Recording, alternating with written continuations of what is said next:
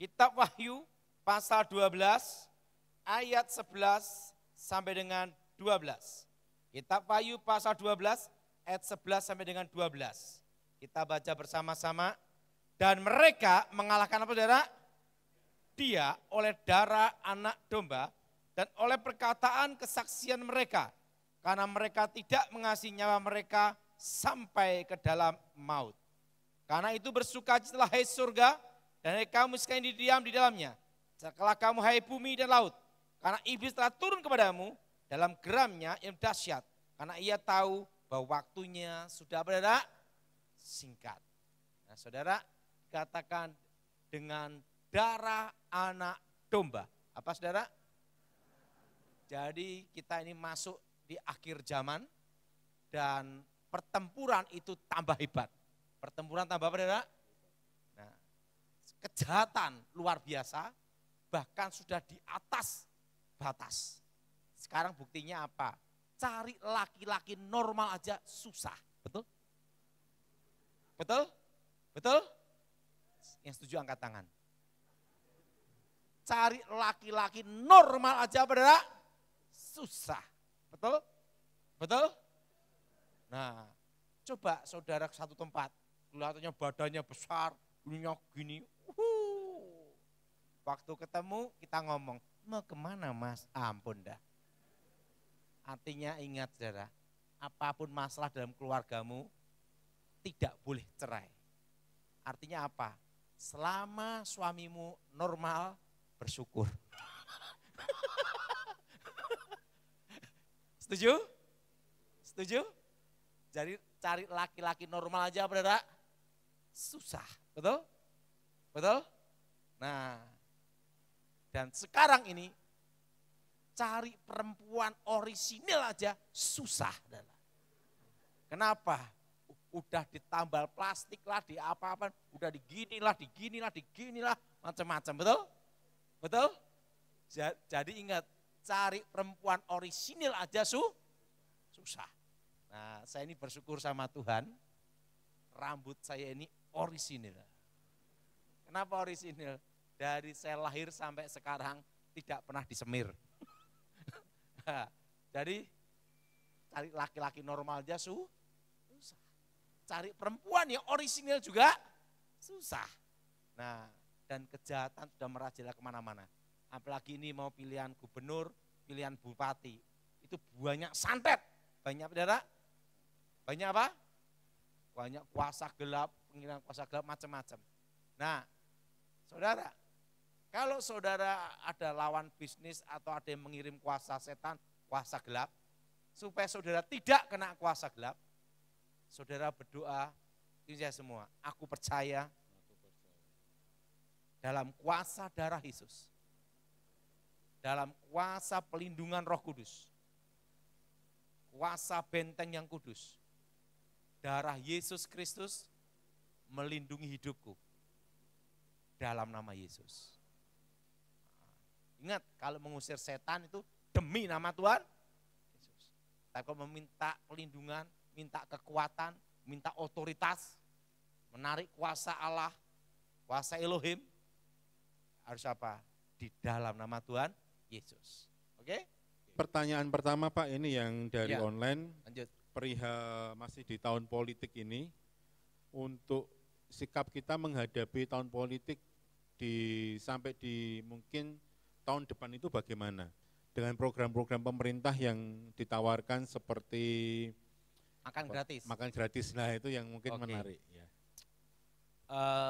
Gini, ini pandangan saya, kalau politik ini panasnya itu bukan panas untuk perang atau ribut, tapi tujuannya hanya bargaining untuk bagi kekuasaan. Apa saudara? Bagi apa? Kekuasaan. Ngei piro. Wani piro. Wani piro. Nah, intinya hanya apa? Intinya itu supaya ada yang namanya itu bagi-bagi apa kekuasaan, dapat jatah menteri, dapat jatah dari kabinet, dan macam-macamnya. Ujung-ujungnya itu aja. Nah, kalau oposisi sama koalisi itu pasti lebih banyak koalisi. Jadi secara parlemen tetap aman. Karena apa? Karena jadi oposisi itu tidak enak. Pertama, tidak dapat kekuasaan, tidak dapat jabatan. Kedua, dicari salahnya terus, betul? Nah, tidak enak jadi oposisi itu.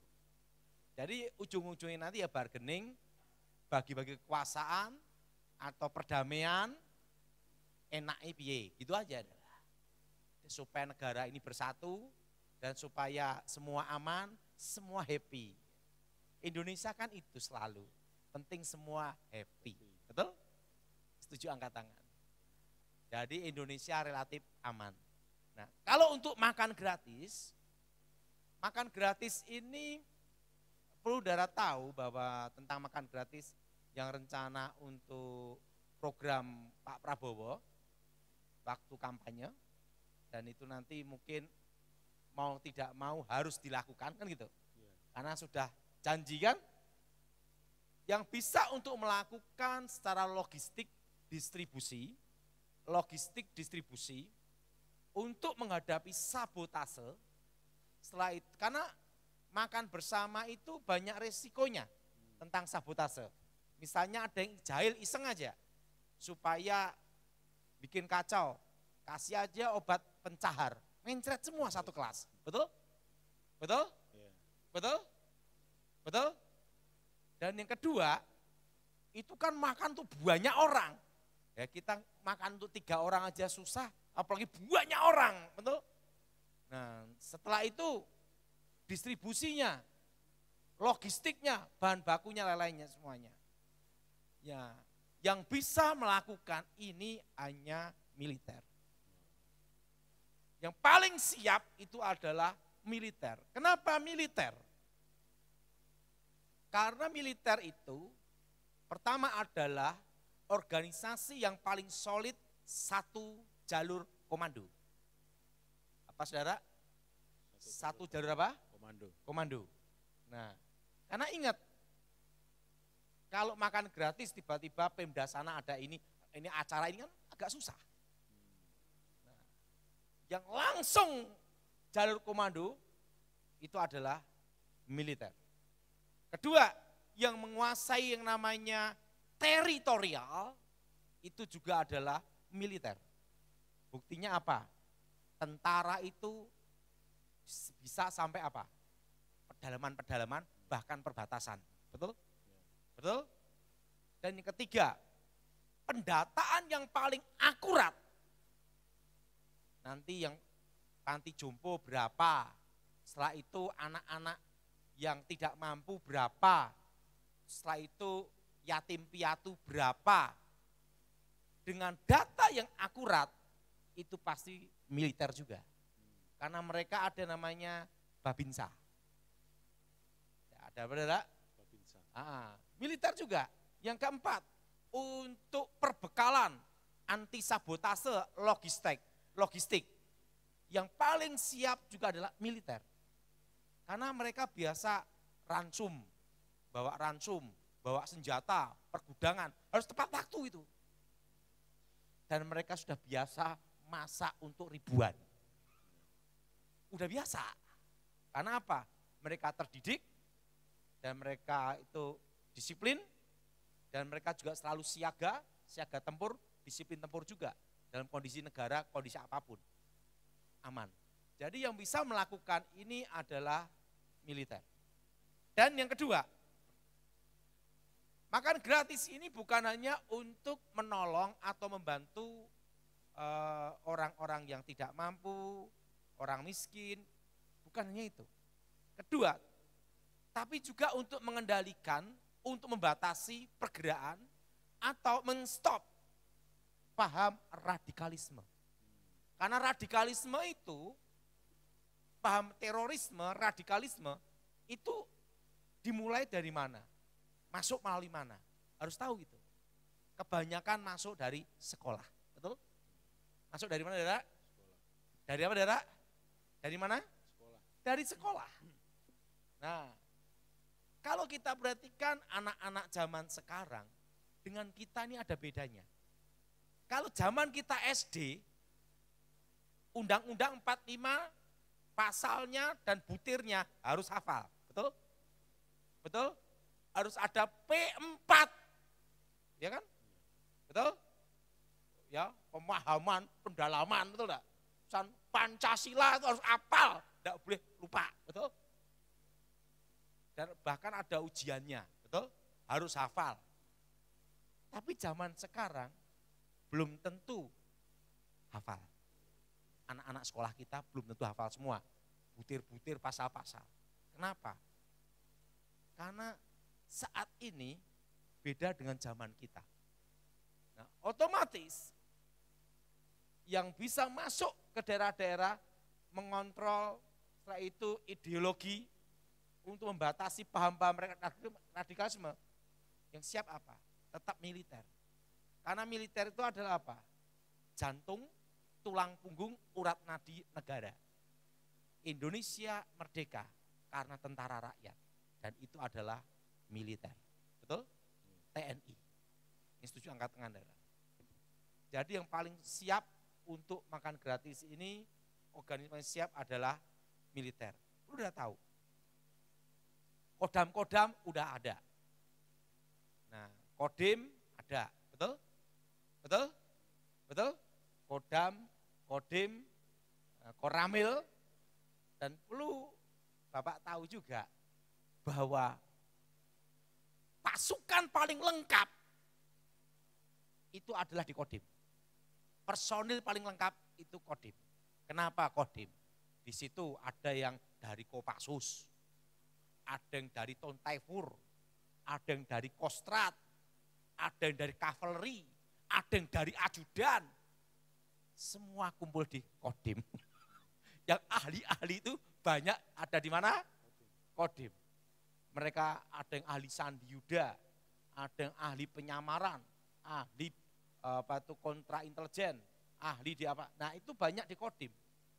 Nah, jadi yang paling siap kalau program Prabowo itu dilaksanakan, yang bisa melakukan tetap tentara. Militer, TNI, terutama Angkatan Darat, Infanteri.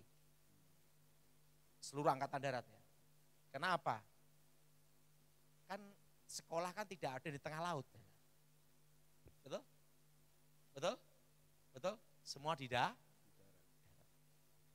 Siapa yang setuju angkatan? Gimana pendapat saya? Oke, mungkin itu menarik ya Bapak Ibu ya.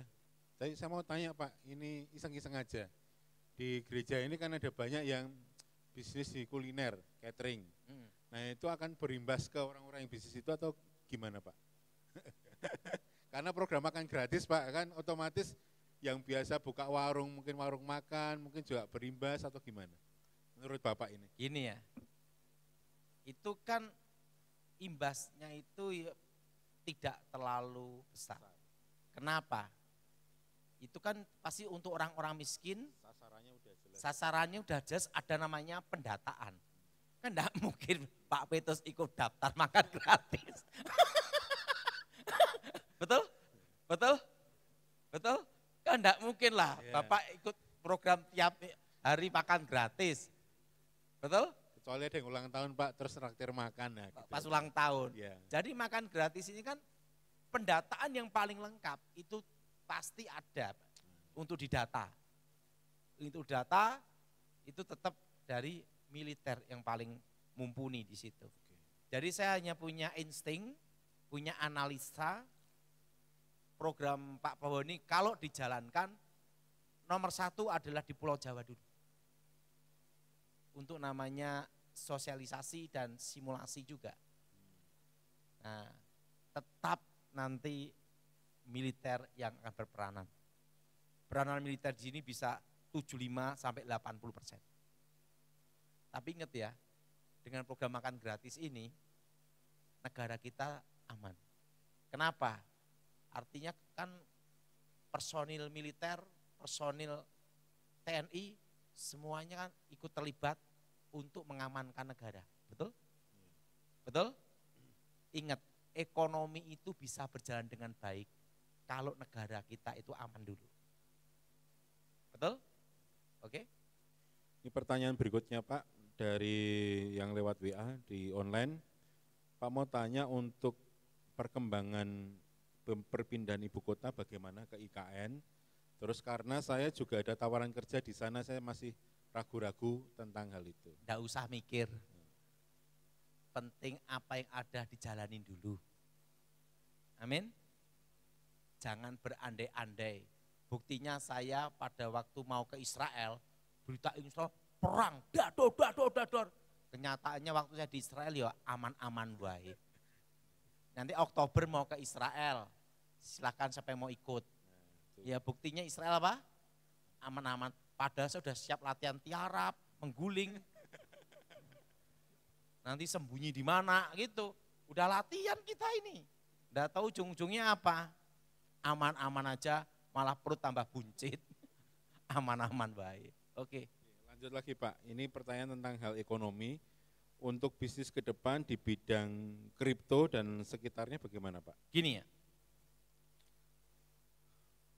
Yang paling aman di dalam bisnis, dalam kondisi dunia seperti ini, adalah bisnis yang real. Yang apa saudara? Real. Nah, orang itu banyak bangkrut, ditipu habis gara-gara ingin cepat kaya. Misalnya robot trading, betul? Yeah. Manusia aja susah apalagi robot, betul enggak? Betul? Ketipu. Jadi lebih baik untuk saudara semua, kita bisnis yang real aja. Investasi pun juga real. Emas, itu investasi. Betul? Itu jangka panjang. $2. Ini analisa saya bisa keliru. Tapi saya selama ini saya analisa 95% pasti tepat. Saya merasa emas nanti akan tembus, per gramnya nanti bisa 1,5 sampai 2 juta. Itu di tahun berapa ya Pak? Nah, hanya Tuhan yang tahu. Tuhan yang tahu. Okay. Kenapa saya punya dasar itu? Yeah. Kan semua itu harus ada dasar hukumnya. Dan harus masuk akal. Pertama, saya percaya bahwa segala sesuatu itu akan kembali ke dasar. Suatu negara zaman dulu itu dilihat mencetak uang tergantung cadangan emasnya. Betul? Betul? Betul? Cadangan apa? Emas. Emasnya. Kedua, setelah itu Amerika meninggalkan itu. Dan tidak ada dasar cadangan emas. Kertas.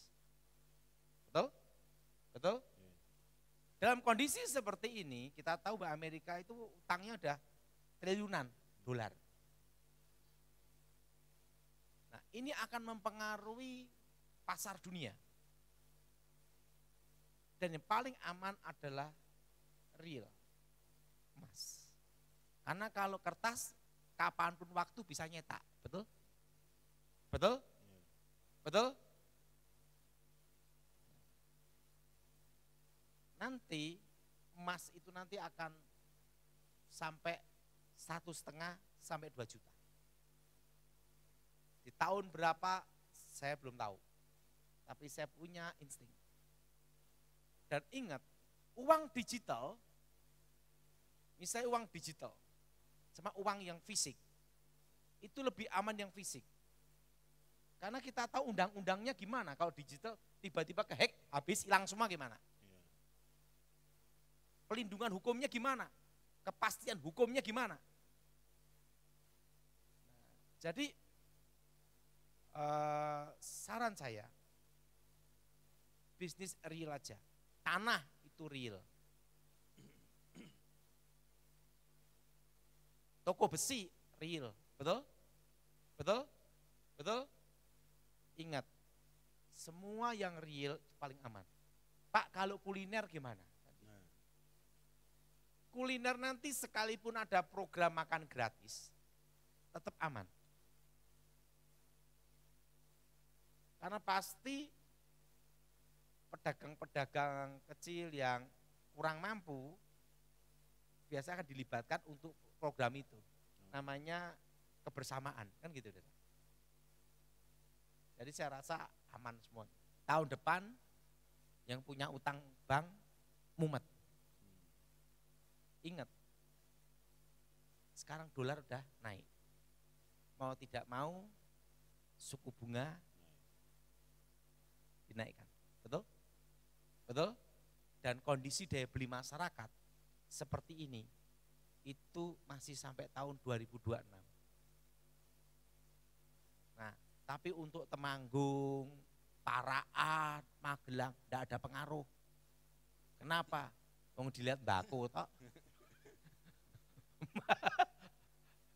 Pohon-pohonan aman semua lah. Oke. Pak, ini saya menekuni bisnis real dari seorang bapak-bapak jual beli batu akik permata. Dan beberapa itu saya tahu itu diisi dengan alam gaib.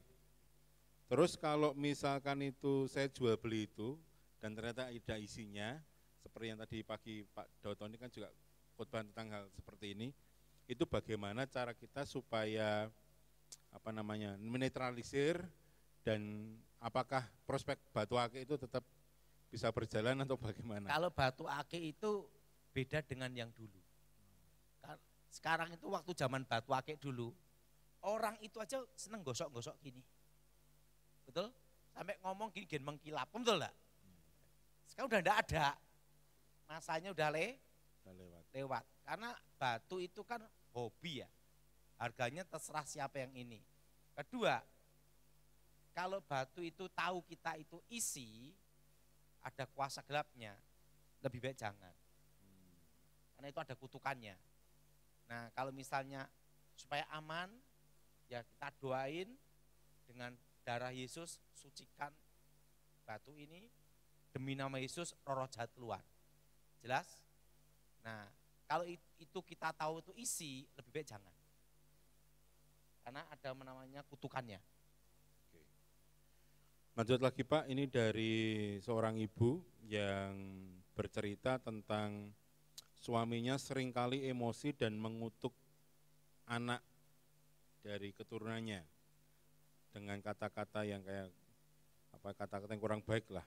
Bagaimana cara untuk mematahkan kutukannya supaya semua yang dikatakan orang tuanya itu batal. Kutuk tanpa alasan yang jelas itu tidak bisa. Karena kutuk itu bisa kena seseorang kalau ada alasan yang kuat. Kedua, kalau sampai terkena kutukan itu, patahkan kutuk namanya kutuk sumpah serapah. Kutuk apa ada? Kutuk sumpah serapah orang-orang kuat. Doanya darah Yesus, hancurkan, batalkan segala kutuk sumpah serapah orang-orang kuat. Fokus ke wajah yang ngutuk. Nah kalau orang kena kutuk sumpah serapah itu biasanya hari, tanggal, jam waktu dikutuk tidak bisa lupa seumur hidup. Karena tertanam dalam roh. Pak kalau dikutuk lupa gimana? Berarti belum kena. Belum apa? Nah, kalau kena tidak bisa lupa. Nah itu batalkan namanya kutuk sumpah serapah. Dengan kuasa darah Yesus. Lanjut lagi dari seorang ibu-ibu yang mau bertanya tentang kondisi anak yang perempuan ini, kondisi sudah bekerja dan dia punya atasan lah. Cuma setiap kali, hampir setiap hari itu kayak ada sesuatu yang ngikat anak ini jadi ketergantungan sama atasan ini, sampai ke kehidupan pribadinya. Nah itu cara mutusinya gimana Pak? Nah, kalau itu memang ada pengaruh unsur kuasa gelap, putuskan namanya dengan namanya ikatan batin. Kalau itu benar-benar berhubungan dengan kuasa gelap, putuskan dengan darah Yesus, segala ikatan batin orang itu sama anak ini kami putuskan dengan kuasa darah Yesus. Demi nama Yesus roh jahat keluar. Putuskan ikatan batin. Ikatan batin ya berarti. Tapi kalau itu memang anaknya dasar suka ya susah. Ya. Harus harus dibedain. Lanjut. Nama saya Kiki, saya punya adik laki-laki yang sedang sakit 1 tahun lebih, nggak kunjung sembuh. Adiknya di mana? Di Kedu, di rumah, lumpuh. Oh, Sudah berobat medis tapi keadaannya masih belum stabil. doakan tumpang tangan bagian kepala sini. Ingat, kuasa Tuhan itu bekerja sampai saat ini. Doanya, darah Yesus bebaskan, darah Yesus sembuhkan. Dalam nama Yesus, aku percaya mujizat terjadi. Setiap hari ya. Amin. Oh ya, ya Oke. Pak, makasih Pak. Saya mau bertanya, nama saya Ibu Esther dari Ungaran. Saya mau bertanya begini, saya seorang karyawan dan pimpinan saya tuh, supervisor saya tuh paling nggak suka sama, fanatik banget gitu, nggak suka sama orang Kristen. Dia Islam yang sangat kusuk, jadi dia nggak suka banget sama orang Kristen. Dan di situ apa yang saya lakukan itu di mata dia selalu salah. Dan kalau orang lain yang seiman dengan dia salah, itu dia nggak pernah marahi. Dan suatu ketika saya bekerja partner 2 orang, itu yang salah teman saya, tapi saya yang disalah-salahin karena dia udah nggak suka dulu sama iman saya. Gitu. Mau tanya apa? Terus, apa yang saya harus lakukan supaya pimpinan saya itu nggak terlalu membedakan? Pertama didoakan, kedua lakukan tugas atau pekerjaan yang dipercayakan atau yang diberikan dengan yang terbaik supaya menjadi berkat. Amin. Amin. Ya. Terus doa buat dia itu bagaimana saya harus Tuhan mendoakan? jamahlah dia untuk mengerti kebenaran. Terima Amin. kasih. Oke. Terima kasih. Pak Ayub di Pekalongan yang mau bertanya, ciri-ciri rumah yang ada kuasa gelap itu bagaimana? Sering ada penampakan roh. Sering ada penampakan roh. Kedua, selain penampakan roh, sering ada yang namanya itu yang tinggal di situ sering mimpi-mimpi orang-orang mati tapi yang tidak dikenal. Jadi 2 ciri itu ya Pak ya? Masih ada lagi 3, firasat kita, insting itu pasti ada. Ini rumah tidak beres itu terasa. Oke, lanjut. Oke, lanjut lagi dari pertanyaan dari luar negeri Pak, dari saudara yang di Inggris. Shalom Pak Daud dan semuanya, saya mau tanya, dulu teman satu sekolah laki pas ketemu saya itu minta sesuatu, bedak, dan saya enggak gubris masalah itu, tapi dia memakai bedak itu apakah bisa dipakai untuk media seperti santet dan lain-lainnya, dan semua media bisa digunakan. Jadi semua media bisa digunakan karena dia itu seperti orang yang kayak ngalami gangguan gitu loh Pak. Semua media bisa digunakan. Termasuk hal-hal yang sifatnya pribadi yang orang yang melekat gitu ya Pak ya. Oke. Mungkin Bapak pernah ada satu kasus yang Bapak layani perihal seperti ini? Mungkin bisa diceritakan. Banyak. Ada suatu masukan. Saya itu terus terang tidak tahu fisika dan tidak tahu kimia. Nah, seorang ahli IT komputer, dan dia ngomong-ngomong sama saya, sekarang kan ada namanya superkomputer, setelah itu ada namanya kuantum. Apa Dada? Kuantum. Nah, dia ngomong sama saya tuh gini, Pak Daud itu sebelum bertobat kan pernah ketemu Lucifer. Nah, itu saya pernah ketemu Lucifer itu selama berapa hari itu di situ berhadapan, dan di situ saya mendapat sebuah pengetahuan tentang asal usul. Karena ada namanya itu transfernya itu sebelum bertobat. Nah, waktu itu dia tanya sama saya itu gini, bagaimana terciptanya alam gaib? Karena alam gaib ini kan, ingat, di Alkitab tidak tertulis setan menciptakan alam gaib, kan tidak ada. Karena prioritas Alkitab adalah Tuhan dan manusia dan penyelamatan. Tidak ngurusi setan terlalu dalam kan gitu. Nah, waktu itu dia ngomong-ngomong sama saya memberitahu sebuah rahasia yang sangat penting sama dia. Pada waktu Lucifer jatuh, bersama dengan sepertiga malaikat, dibuang ke bumi, mereka ini harus ada yang namanya tempat tinggal. Nah, kalau misalnya itu satu rombongan di hutan, bangun desa, betul? Untuk tempat tinggal, untuk satu kelompok, betul? Nah, waktu Lucifer ini kalah dibuang ke bumi, sepertiga malaikat ini banyak sekali. Mereka punya alamnya. Nah, alamnya ini gimana alam gaib itu terciptakan? Nah, waktu saya belum bertobat kan saya berhadapan dengan Lucifer dan mendapat pengetahuan. Namanya transfer pengetahuan. Lucifer dan sepertiga malaikat ini adalah cahaya.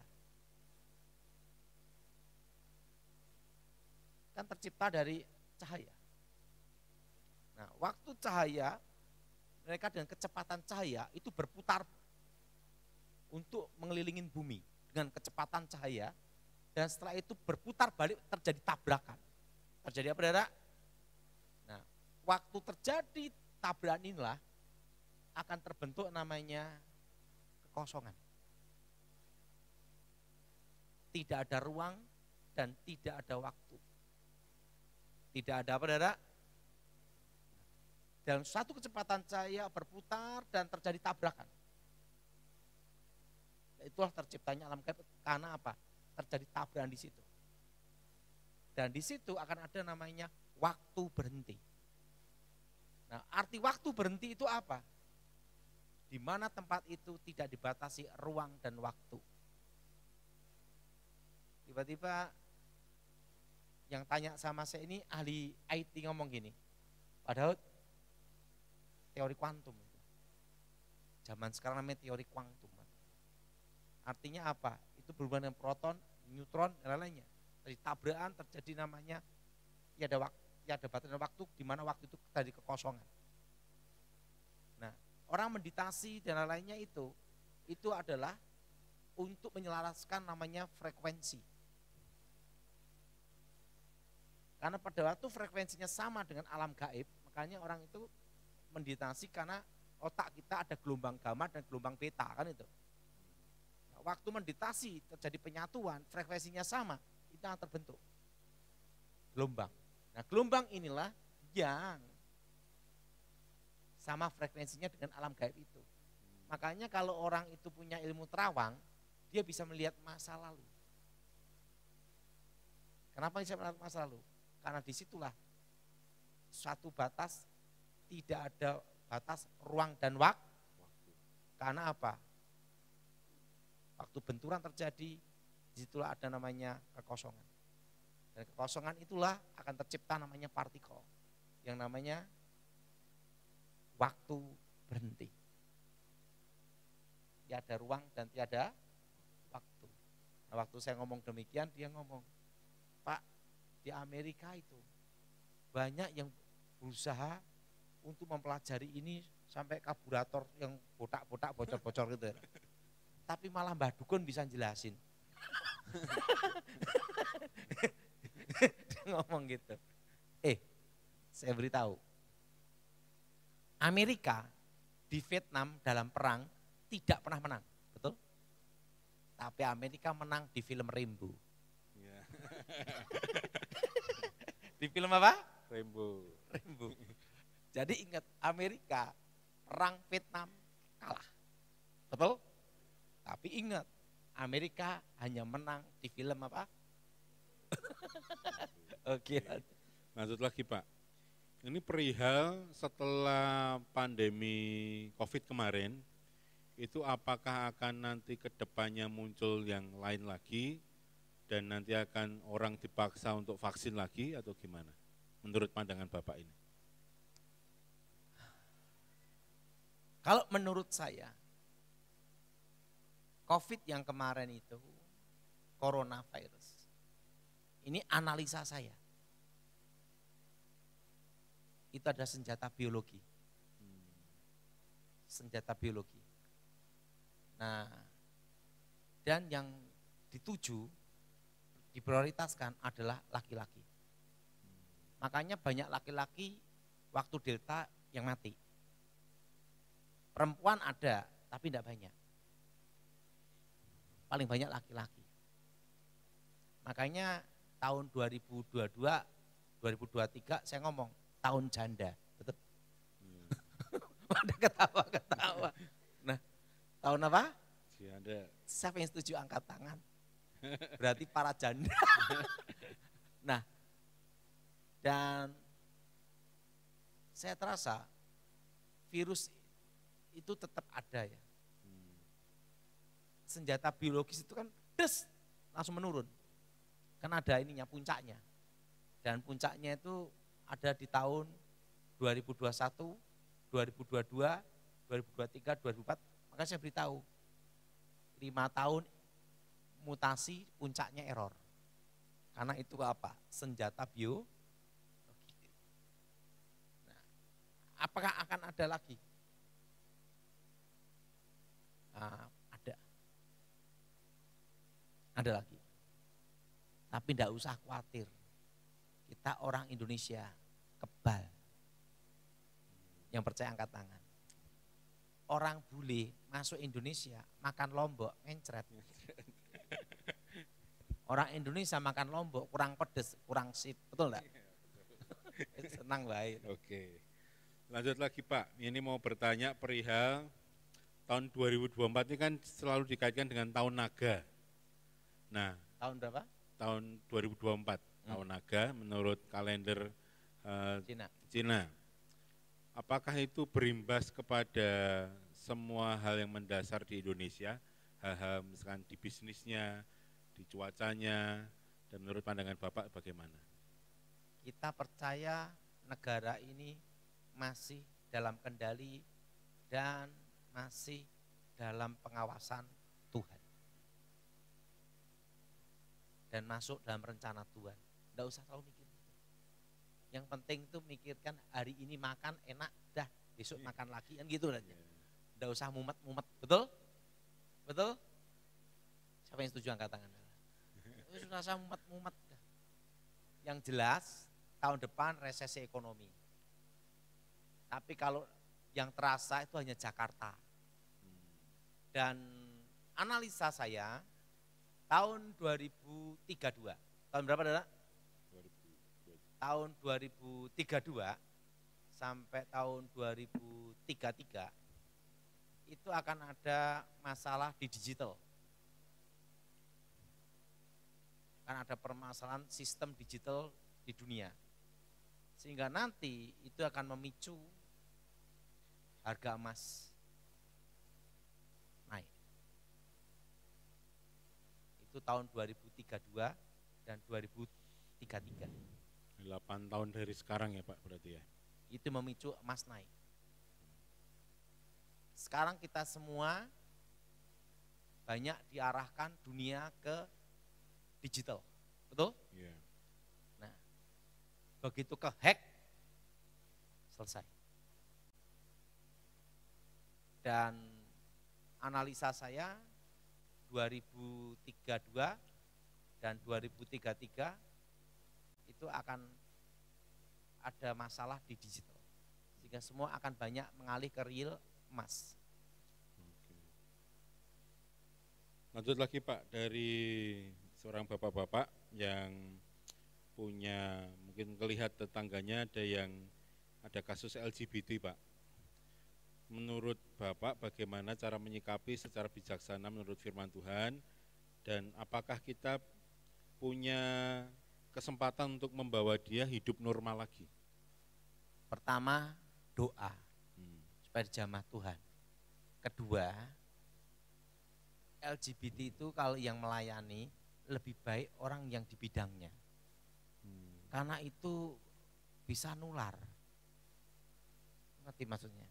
Nah, misalnya yang dilayani homo, dia ganteng, digujer malah riak-riak.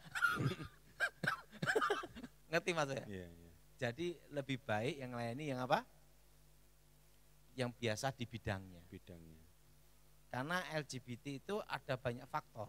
Pertama roh. Setelah rohnya keluar, kedua jiwanya rusak. Nah pembenahan jiwa ini bisa tahunan. Orang kena sabu, efeknya kan tuh penyembuhannya lama, betul?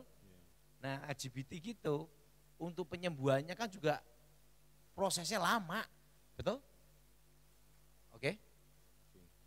Lanjut lagi Pak, ini dalam tadi Bapak bilang sampai 2026 kan situasi kondisi ekonomi juga akan seperti ini. Saya mau bertanya Mendingan gimana, lah 2026. bagaimana 2025. cara mempraktekkan iman dalam hidup sehari-hari agar kita tetap kuat sampai di tahun itu Pak. Dan mungkin ada contoh praktek iman yang sederhana yang mungkin Pak Tony bisa share buat kita. Pertama, hidup dalam doa, itu pasti. Kedua, hidup apa adanya. Hidup apa Dara? Apa adanya. Hidup apa? Hidup apa adanya. Yang ketiga, jangan memaksa diri. Ingin kelihatan kaya, ini kelihatan ini. Ada satu pemahaman waktu saya belajar namanya itu, saya kan belajar tentang intelijen, itu kan dari Pramono Ediwibowo, adiknya Ibu Ani. Kan ada namanya perekrutan, penggalangan, setelah itu pecah belah, adu domba, hancur senyap, kan gitu. Jadi pertama itu perekrutan, penggalangan, pecah belah, adu domba, hancur senyap. Satu hal dalam pelajaran itu, ada satu pelajaran yang sampai sekarang saya paling suka, yaitu apa? Hidup apa adanya, dan lebih baik kamu pura-pura miskin daripada pura-pura kaya. Karena apa? Itu hidupmu paling aman. Orang mau ngerampok kamu pun males. Orang miskin apa yang mau dirampok? Siapa yang tujuh kata? Suatu kali saya ini punya mobil. Mobil saya ini Katana tahun 90 berapa. Kan sering ke bengkel. Nah, saya ditanya, saya punya kawan ya, dia bintang 1 jenderal gini, ngomong gini, Pak Daud, ini mobil Pak Daud. Dia enggak percaya itu mobil saya. Pak, ini sekelasnya Pak Daud mobilnya ini. Iya. Kenapa? Saya lebih aman, lebih happy. Loh kenapa lebih happy, lebih aman? Kalau ada orang yang mau ngerampok, saya ngomong enggak usah ngerampok. Sak BPKB ini saya serahkan. Loh kenapa? Biaya mesinnya lebih mahal. Berarti ada yang lanjuti perbengkelan lagi. Yang ngerampok pun juga malas. Kenapa? Bakal servis terus. Habis mesin ini. Ada satu pelajaran dalam hidup ini, paling aman, itu adalah orang yang kelihatan miskin. Pertama, dikasihani di mana-mana, betul? Kedua, kemana-mana enggak perlu pakai pengawal. Yang mau dirampok apa? Alkitab. Kan suatu kali pernah kan ada hamba Tuhan, wah dikawal, ada ajudan gini-gini. Saya ngomong, ngapain? Kenapa ngapain? Dia mau ngerampok kamu apa? Alkitab. Nah, jadi saya beritahu. Dalam pelajaran itu kan ada namanya penyamaran, kamuflase, adaptasi. Itu saya belajar dulu. Saya belajar itu langsung sama Ediwibowo. Saya tidak belajar teori. Langsung praktek ya Pak ya? Langsung saya diterjunkan. Misalnya mendekati, menjauh, merapat, mendekat, memeluk. Untuk namanya mau target kemana, itu kan lihat dulu menjauh. Begitu menjauh, dek merapat, menyusup. Itu dulu waktu saya zaman pengamanan presiden, itu kita semua tahu Pak itu. Nah, di situ makanya penyamaran paling hebat itu apa? Pura-pura orang gila, enggak ada yang nanya, betul? Penyamaran yang paling bagus itu nyamar jadi orang apa? Orang gila, gini-gini. Siapa yang mau nanya, betul? Kalau dia tanya kan berarti sama-sama gila, betul? Nah, jadi kalau ingin hidup lebih aman, pertama hidup apa adanya. Kedua, jangan suka flashing, apa tuh tunjukin jam tangan Hermes, sepatu mengkilap sampai lalat aja keplesetan.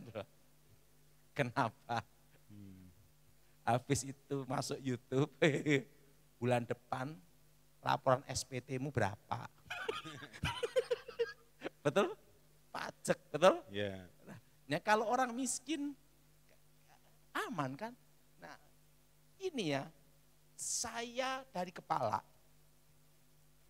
dihitung pun enggak sampai 1 juta.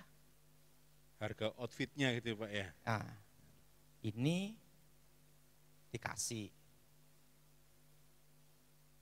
celana, ini $10, udah 20 tahun. Ini orang mau ngerampok pun juga malas. Betul? Betul? Baju, kan dikasih juga 300 ribuan. 1 juta. Orang mau ngerampok juga malas.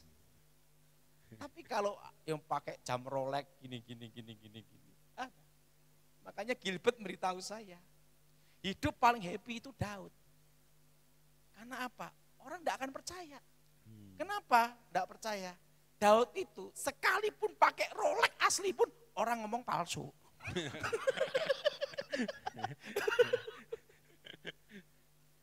Pakai diamond segini pun orang pasti ngomong palsu. Kenapa? Tampaknya kayak gitu doang. Nah, dan itu saya lebih happy, hidup lebih aman. Ini setuju angkat tangan. Betul? Betul? Nah, sepatu saya aja tuh. Kalau ada yang mau ngerampok, tak kasihin. Nggak usah ngerampok, tak doain. Kenapa? Oh, tinggal jebol. Ada, oke. Oke, lanjut lagi Pak.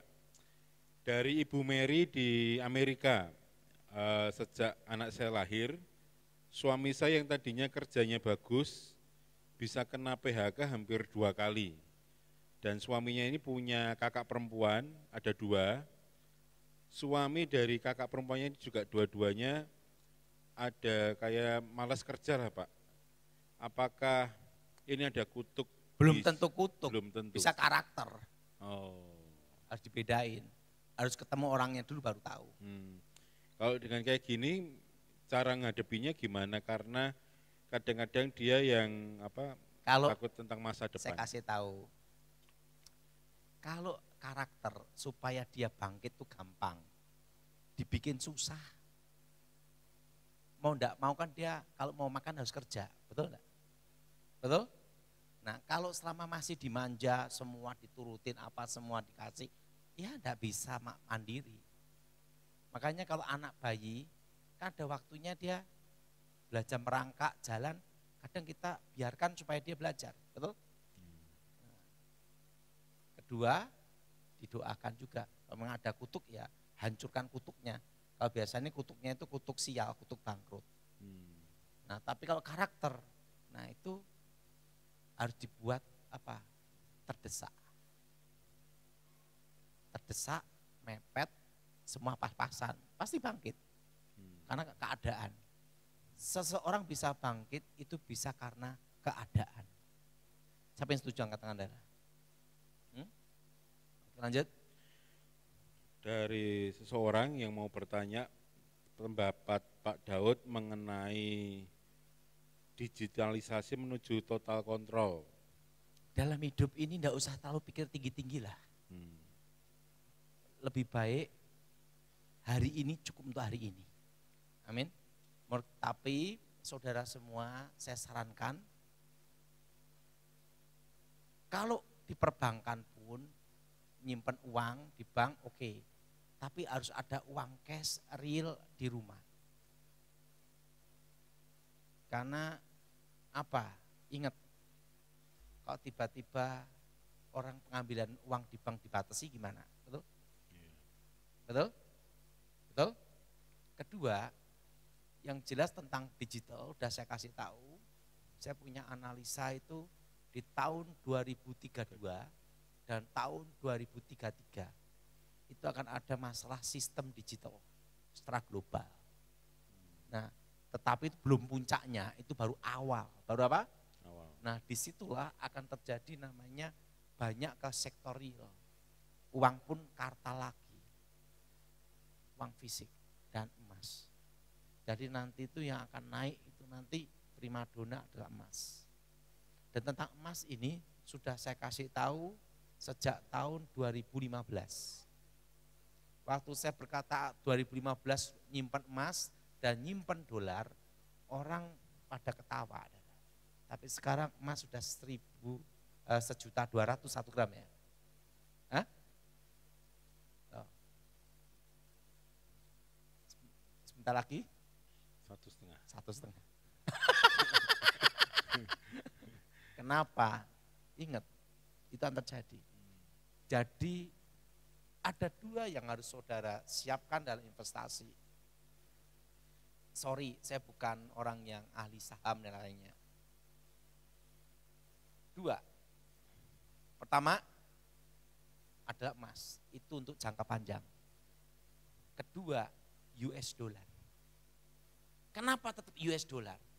Karena supaya kalau kita perlu liquid, jualnya cepat dulu. Tukarnya cepat, dolar. Nah, karena apa? Kan saya sudah beritahu, untuk dedolarisasi itu susah untuk dilaksanakan.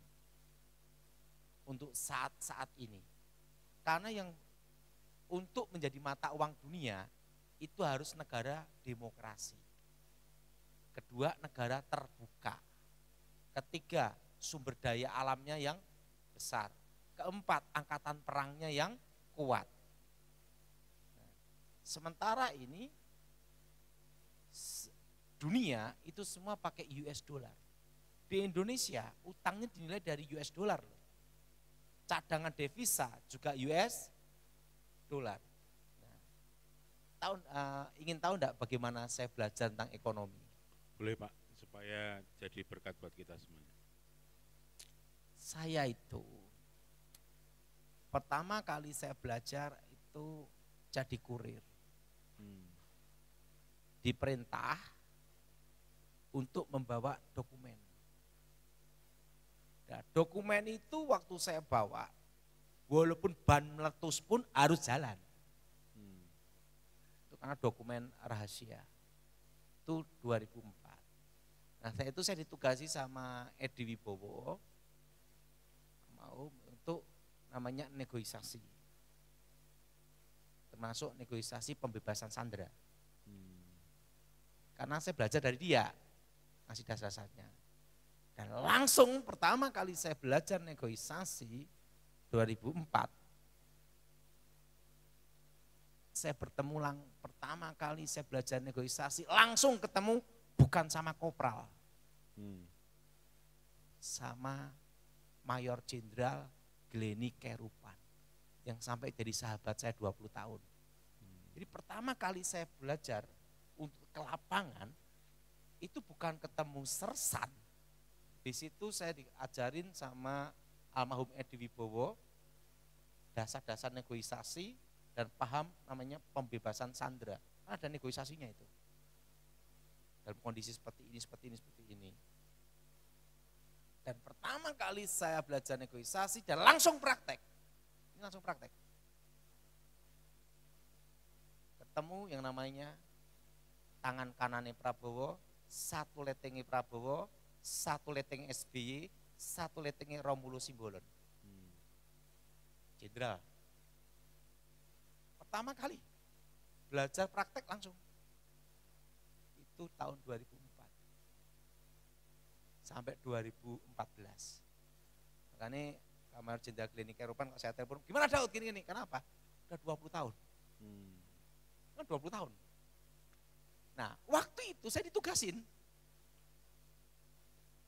untuk duduk di tempat. tempatnya Gunawan Yusuf. Itu di gedung GKBI, Jakarta. Kantor Sugar Group, Gulaku. Karena Gunawan Yusuf ini adalah ahli ekonomi makro dan mikro.